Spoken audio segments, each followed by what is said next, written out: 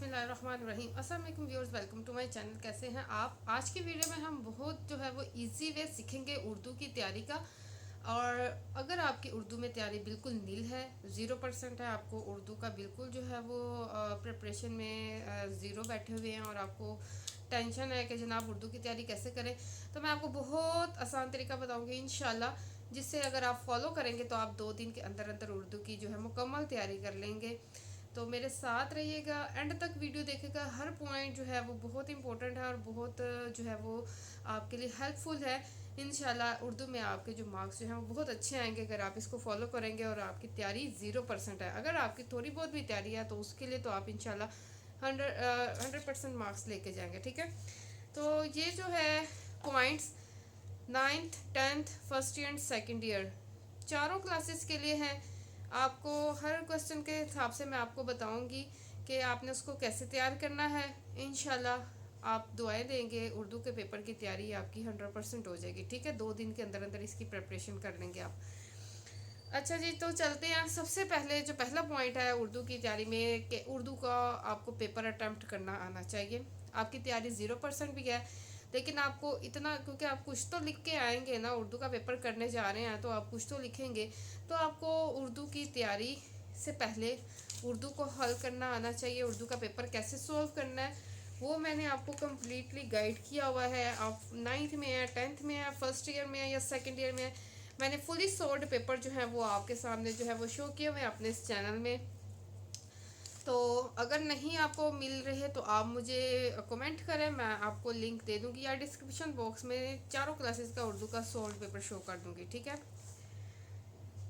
तो जनाब पहला पॉइंट है कि आपको उर्दू का पेपर हल करना आना चाहिए। उसकी प्रेजेंटेशन क्या है, उसकी हेडिंग्स कैसे बनानी है, उसको कैसे सॉल्व करना है, वो आपको पता होना चाहिए।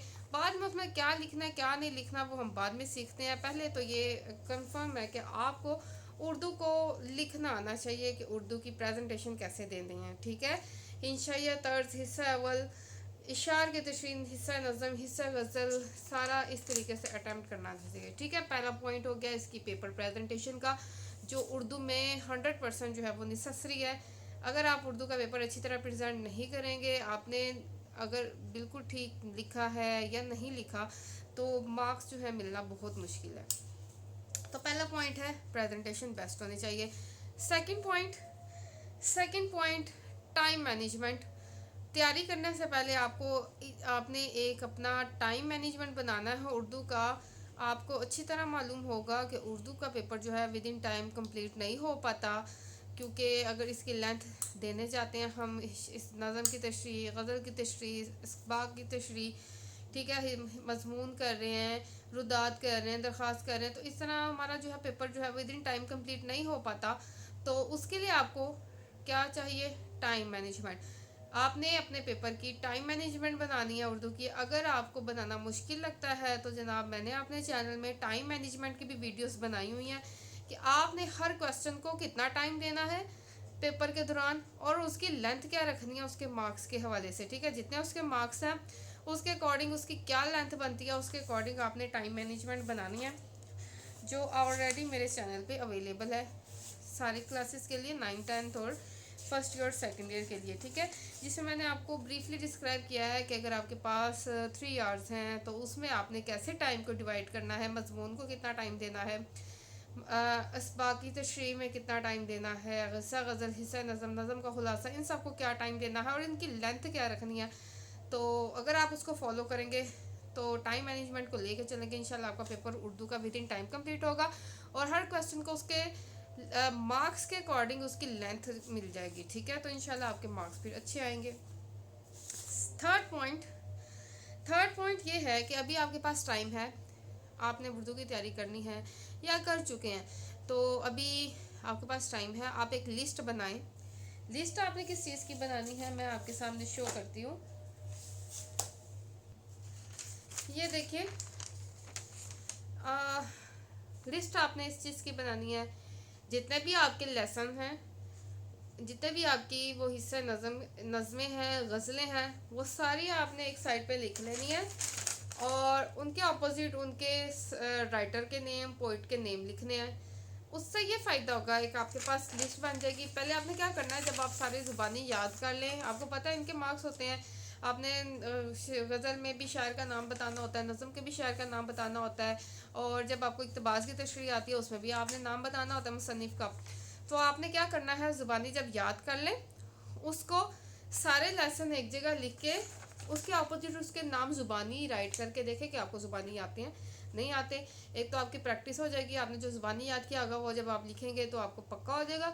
दूसरा, ये आपके पास एक लिस्ट बन जाएगी, ये देखिए, ये मैंने बनाई हुई है हिस्सा नसर की।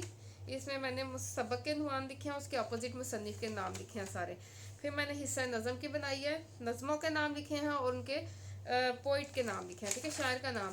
और फिर हिस्सा गज़ल की बनाई है, जो जिस शायर की गज़लें हैं उसके अपोजिट लिख दिया उसके नाम। ये पेज महफूज कर लें, सेव कर लें।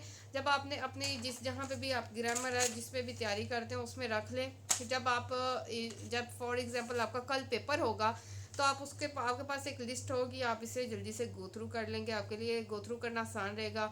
अगर एग्जामिनेशन हॉल में गए हुए हैं वहाँ पे भी आप लेके जा सकते हैं। आप जल्दी से रिवाइज कर लें, एक दो दफ़ा देख लें, उसके बाद फिर चाहे फेंक दें, फिर एग्जामिनेशन हॉल में चले जाएँ। मीन्स तो सही कि आपका एक तरह से नोट्स होंगे जो आपने 1 घंटा पहले एग्ज़ाम से 2 घंटे पहले पढ़ने हैं, ताकि आपके माइंड में फ़्रेश हो जाए और आप जो है वो मत भूलें कि इस नज़म के शायर का नाम क्या है या इस गज़ल के शायर का नाम क्या है। ठीक है, ये आपने एक लिस्ट बनानी है। 3 पॉइंट हो गए। अच्छा जी, चौथा पॉइंट उन बच्चों के लिए जो बेस्ट तैयारी कर रहे हैं, जो टॉपर बनना चाह रहे हैं, जो हर पोइट्री में गज़ल की तशरीह है, नज़म की तशरीह है, इक़्तिबास की तशरीह है या मज़मून नवेसी है, उसमें रेफरेंस, कोटेशंस, शेर ऐड करना चाहते हैं, तो उसके लिए आप एक काम करें।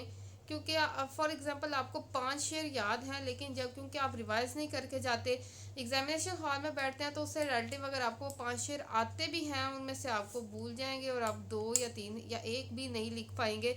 वजह यह है कि आपने उसे गो थ्रू नहीं किया, तो आपके माइंड में ही नहीं आएगा कि आपको इसके टॉपिक के हवाले से ये शेर याद है। ठीक है, तो उसके लिए आप लोग क्या करो, एक लिस्ट बनाओ।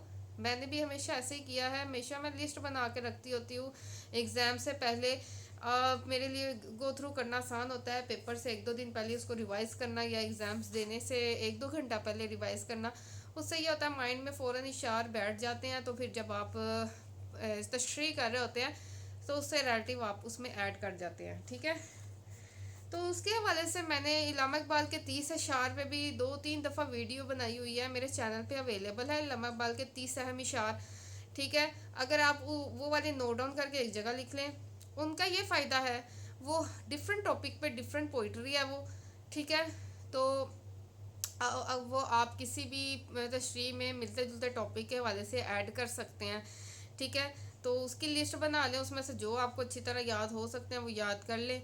इसके अलावा एक और काम कर सकते हैं आप, कि अगर आपने हिस्सा नज़म के हवाले से इशार जो है वो याद किए हुए हैं, हिस्सा गज़ल के हवाले से, गज़लों के हवाले से, जिस भी टॉपिक के हवाले से इशार याद किए हुए हैं, इक़्तिबास की तशरीह में इशार याद किए हुए हैं, मज़मून के हवाले से, मज़मून नवीसी में आपने इंपॉर्टेंट टॉपिक्स के जो मज़मून तैयार किए हैं उसमें जो पोइट्री याद की हुई है वो एक जगह राइट डाउन कर लें, तो उसको रिवाइज़ करना आसान होगा।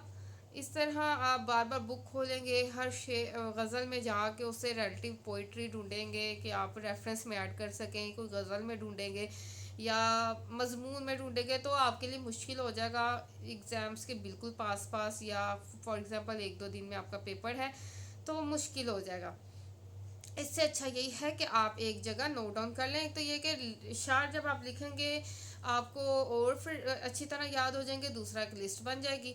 लिस्ट आपने कैसे बनानी है, सबसे पहले आप हिस्सा नसर की लिस्ट बनाएं। हिस्सा नसर में जो इम्पोर्टेंट सबक हैं, जो आपको पता है कि इस सबक में से आपको सबक में से इक़्तिबास आता है, उसकी तशरीह के हवाले से आप उस सबक के हवाले से 1 या 2 शेर याद कर लें कि अगर तशरीह में ऐड करना पड़े तो कर लें। मतलब पहला लेसन है, उस पहले लेसन के से रिलेटिव कोई से 2 शेर याद कर लें। फिर नेक्स्ट लेसन है, उस नेक्स्ट लेसन का जो भी टॉपिक का नाम है उसके हवाले से 2 शेर याद करके एक जगह लिख लें। ठीक है, तो इससे ये होगा कि आपने अगर रेफरेंस में शेयर ऐड करने हैं, अच्छे मार्क्स चाहते हैं, फुल मार्क्स चाहते हैं एग्जामिनर से, तो फिर ये याद करके एक जगह लिख लें। एक जगह चीज़ लिखी हुई जो होती है वो बहुत फ़ायदा देती है, उसे रिवाइज करने में आसानी रहती है एग्ज़ाम्स के डेज़ में, ठीक है। तो जब हिस्सा नज़म पे आ जाते हैं, हिस्सा नज़म में भी आया, जैसे कि यहाँ पे है जीवे जीवे पाकिस्तान नज़म है, ठीक है। ऊँट की शादी, किसान, फातिमा बिन अब्दुल्ला, मैदान करबला में गर्मी की शिद्दत, ये इस वक्त मेरे हाथ में है 10th क्लास की उर्दू। तो हिस्सा नज़म में ये देखें, गिनी चुनी सी आपके पास ये 7 इस वक्त नज़में हैं। तो आप हर नज़म के हवाले से दो दो शेर याद कर लें और उन्हें एक जगह लिख लें, ठीक है। हिस्सा गज़ल के हवाले से, हिस्सा गज़ल इसमें यहाँ पे 4 गज़लें हैं। मुसीबत भी राहत फ़ज़ा हो गई है, आदमी आदमी से मिलता है, ठीक है। तो इसमें भी आप मिलते जुलते जो भी आपको शार याद है वो एक जगह लिख लें।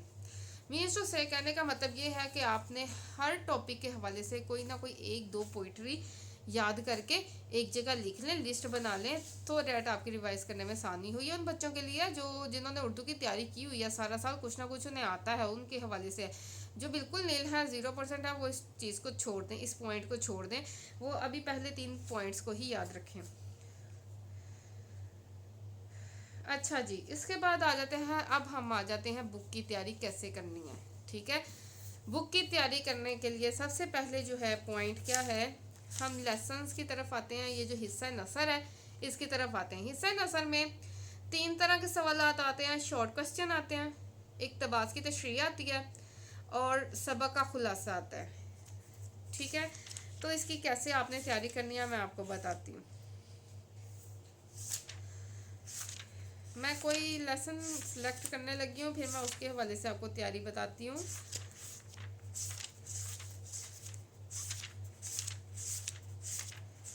अच्छा जी, ये इस वक्त मेरे पास लेसन है, हाँ ये है नज़रिया पाकिस्तान, लेसन है 10th क्लास का, डॉक्टर गुलाम मुस्तफ़ा ख़ान का। मैं बस आपको एक तरीका बता रही हूँ, ये 9, 10, 11, 12 सारे बच्चे इसको फॉलो कर सकते हैं, ठीक है। ये लेसन है नज़रिया पाकिस्तान। अब आपने इसकी तैयारी कैसे करनी है, अब आप फुल इसका लेसन तो पूरी एग्ज़ाम्स के डे में रिवाइज़ नहीं कर सकते, आप पूरी बुक नहीं रिवाइज़ कर सकते। उसके शॉर्ट तरीका क्या है, जिन्होंने बिल्कुल तैयारी नहीं की, पहला तो इसका मुसन्निफ़ का नाम हमने पहले ही 3rd पॉइंट में, हाँ हाँ 3rd पॉइंट में उसकी लिस्ट बना के उसका याद कर लिया हुआ है, ठीक है।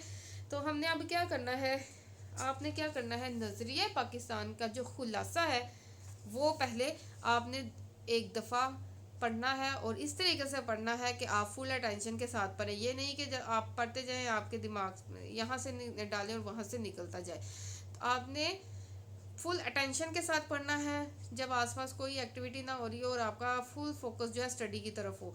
आपने अच्छे तरीके से फुल अटेंशन के साथ आपने खुलासा पढ़ना है। एक दफ़ा पढ़ लिया, उसके बाद आपने सेकंड टाइम पढ़ना है, और सेकंड टाइम पढ़ने के बाद आप फील करें, सोचें क्या आपको इसको अच्छी तरह से याद हो चुका, इसकी पॉइंट्स बातें इसकी याद हो चुकी, आपको आइडिया हो चुका कि इस लेसन में है क्या। खुलासे में सारा वही डिटेल होगी ना जो लेसन के अंदर थी। तो अब जब आपको पता लग गया कि जनाब मुझे ये सेकंड टाइम पढ़ने में इजीली याद हो गया है, खुलासा समझ आ गई है कि भाई इस लेसन में क्या स्टोरी है, क्या बताया गया है, तो बस कर दें। अगर नहीं हुआ तो आप इसे 3rd टाइम ज़रूर पढ़ें। खुलासा याद करना इसलिए ज़रूरी है, ये वर्ड टू वर्ड या पॉइंट टू पॉइंट इस तरह याद नहीं करना, रट्टा नहीं मारना, पढ़ना है, उसको समझना है, क्रिएटिव राइटिंग आपने करनी है, ठीक है। खुलासे याद करने का ये फ़ायदा होगा कि अगर उसमें से आपका इक़्तिबास की तशरीह भी आ गई तो आप इक़्तिबास की तशरीह में भी ईज़िली एक्सप्लेन कर पाएंगे, जो खुलासा आपने याद किया है वही उसमें लिख पाएंगे। मीन्स टू से हर लेसन की तैयारी, हिस्सा नसर में तैयारी में सबसे इम्पोर्टेंट जो चीज़ है वो उसका खुलासा है। तो आपने सबसे पहले क्या करना है, खुलासा याद करना है। खुलासा इस तरह से याद करना है कि उसको 2 से 3 दफ़ा पढ़ना है कि आप उसे अच्छी तरह से उसका पॉइंट्स, उसकी बातें समझ पाएँ कि इसमें क्या बताया गया है। इससे ये होगा आपके शॉर्ट क्वेश्चंस भी प्रिपेयर हो जाएंगे, ठीक है। तो दूसरा, आप इक़्तिबास अगर उस लेसन में से कोई आपका पैराग्राफ आता है तशरीह के लिए, तो आप उसकी तशरीह भी आराम से कर पाएंगे, आप वही खुलासे की तशरीह उसमें लिख देना, ठीक है। इक़्तिबास की तशरीह पहले, खुलासा जो है, खुलासे में स्टार्टिंग में आपने 2 से 3 लाइन सेम टू सेम कोशिश करें जो आपकी बुक में लिखी है वही लिखें, उसके बाद आप अपनी वर्डिंग में सारा उसका खुलासा लिख दें, ठीक है। हर लेसन को आपने ऐसे ही तैयार करना है। स्टार्टिंग 2-3 लाइंस आपने अच्छे तरीके वाली लिखनी है, इसमें कोई आपने रेफरेंस कोई शेयर वगैरह ऐड नहीं करना और खुलासे में ऐड नहीं करना, ठीक है। फिर जब आप उसी लेसन में अगर फॉर एग्जांपल आपको कोई पैराग्राफ आता है तशरीह के लिए, तो आपने क्या करना है, सियाको सबाक पे आ जाते हैं।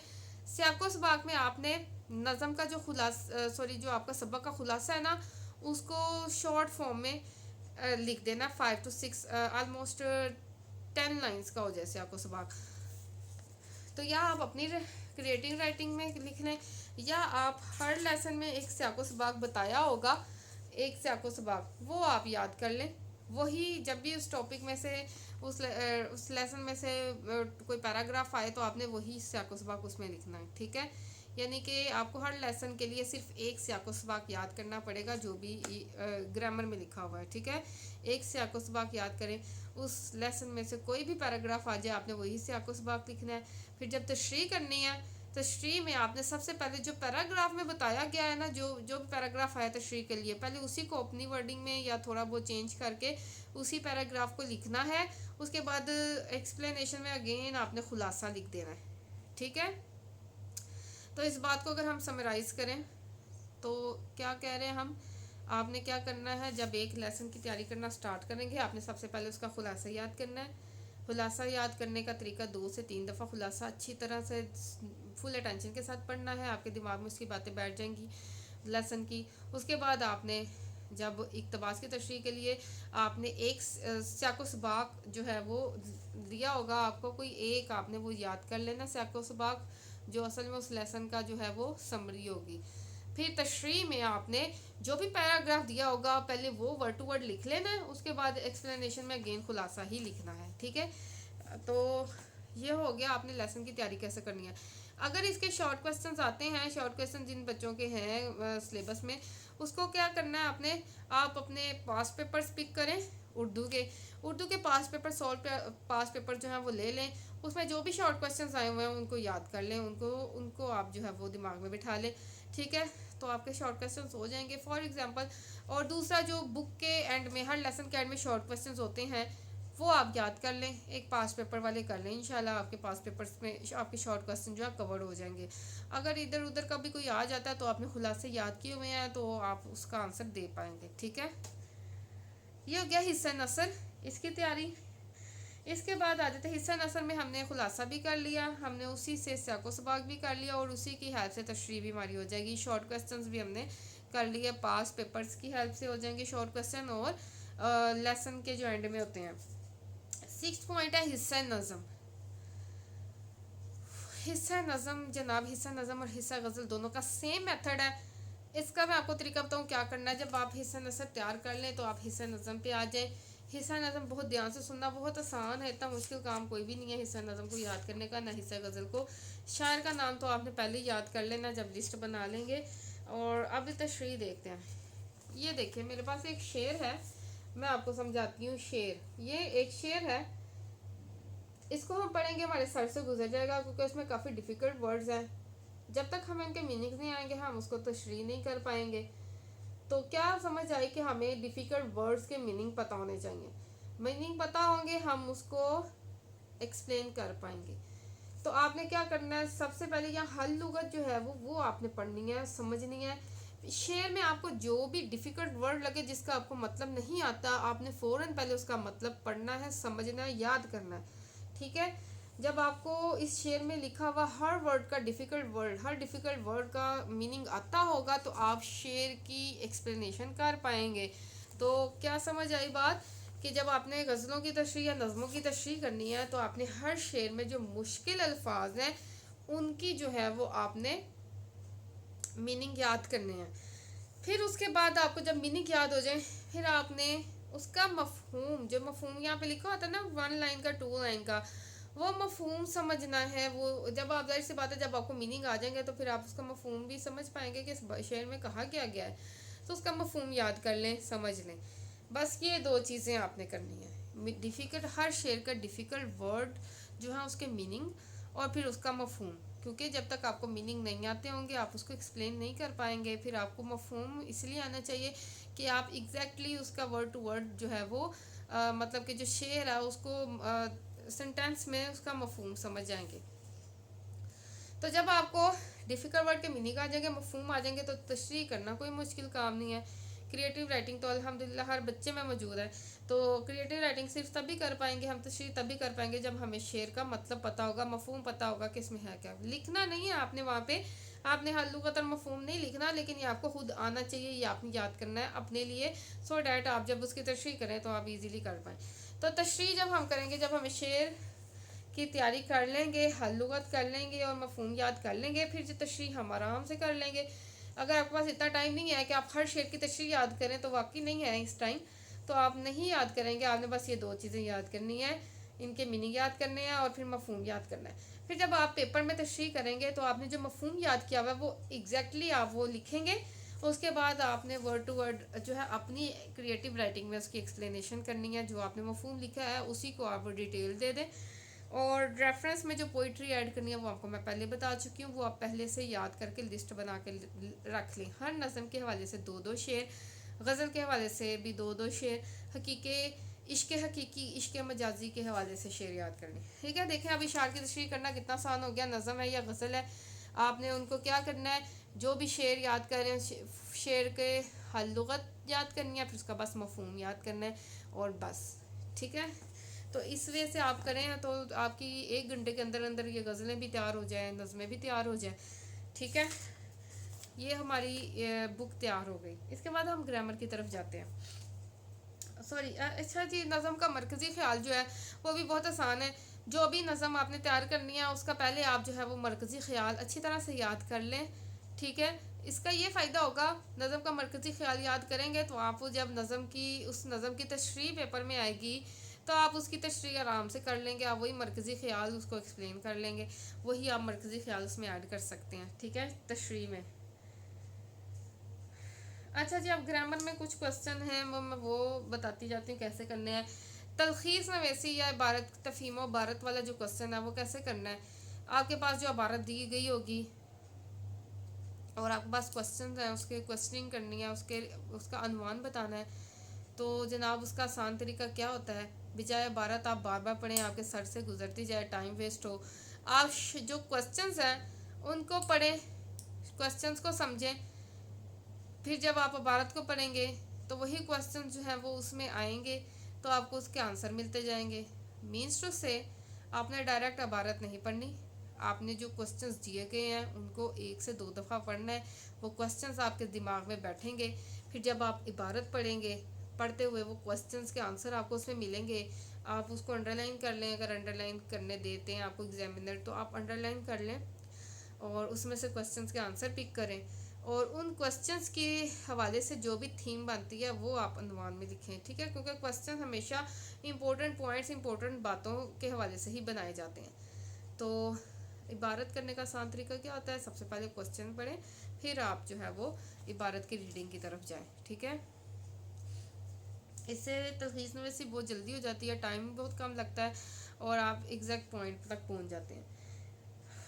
ओके जनाब, इसके बाद है मजमून नवीसी वाला टॉपिक। ठीक है, 10th क्लास और इंटरमीडिएट पार्ट 2 के बच्चों के लिए मजमून नवीसी का टॉपिक है। मजमून लिखना है आपने, उसके लिए मैंने आपको सिंपल सी गाइड देती हूँ। जो इम्पोर्टेंट टॉपिक्स हैं आप उनको 1-2 दफ़ा गो थ्रू कर लें, मजमून को पढ़ लें, या तो करने से रहे 2 दफ़ा या 1 दफ़ा लाजमी पढ़ लें, और जो इम्पोर्टेंट टॉपिक्स हैं उसके हवाले से कोई 3 4 5 6 शेर याद करके लिख लें। यानी कि एक टॉपिक लिखें, माय फेवरेट, सॉरी उर्दू में आ जाएगा मेरी पसंदीदा शख्सियत, टॉपिक लिखें और नीचे 3 4 उस हवाले से शेर लिख दें।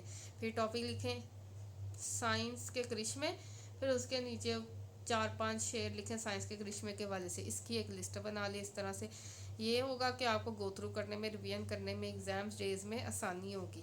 ठीक है, और पास पेपर में जो भी इंपॉर्टेंट टॉपिक्स आए हुए हैं मजमून के हवाले से उन्हीं को पिक कर लें, उन्हीं को 1-2 दफ़ा पढ़ लें, बस ठीक है, गुजारा हो जाएगा। आप खुद भी बहुत अच्छे राइटर हैं, खुद भी लिख सकते हैं, लेकिन ये कि रेफरेंस वगैरह ऐड करने के लिए यही टिप है, आप पॉइंट टॉपिक का नाम लिखें, उसके हवाले से 3 4 शेर ऐड करें, फिर पॉइंट लिखें, फिर उसके टॉपिक का नाम लिखें, शेर ऐड करें, और फिर एक लिस्ट बना के रख लें अपने पास, एग्ज़ाम डे में रिवाइज करें। अच्छा जी, इसके बाद मुकालमा। मुकालमा अगेन आपने सेल्फ राइटिंग करनी है, क्रिएटिव राइटिंग करनी है, लिखने का अटेम्प्ट करने का बहुत बेहतर तरीका मैंने आपको बताया हुआ है। मजमून का भी मैं आपको दिखा देती हूँ।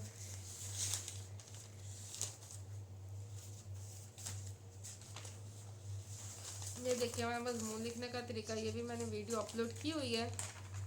ये देखिए बीच में रेफरेंस और इशार ऐड करने हैं, इस तरीके से मजमून अटेम्प्ट करना है, ठीक है।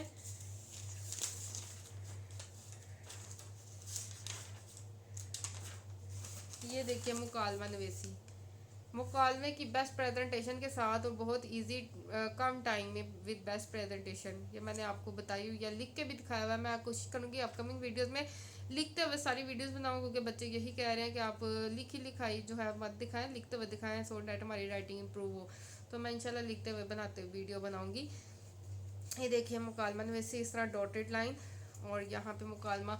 ये भी अगेन आपके सेल्फ राइटिंग है, जो इम्पोर्टेंट टॉपिक्स पास पेपर्स में आए हुए हैं, आप उन टॉपिक पे जो भी मुकालमे आपके ग्रामर में अवेलेबल है उन्हें एक से दो दफ़ा, सारे मुकालमे जो हैं वो एक से दो दफ़ा पढ़ लें। दरख्वास्त नवीसी कर रहे हैं, एक से दो दफ़ा सारी रीड कर लें, ठीक है। जो डिफ़िकल्ट है वो दो दफ़ा पढ़ लें, जो आसान है वो एक कम से कम एक दफ़ा पढ़ लें, ठीक है।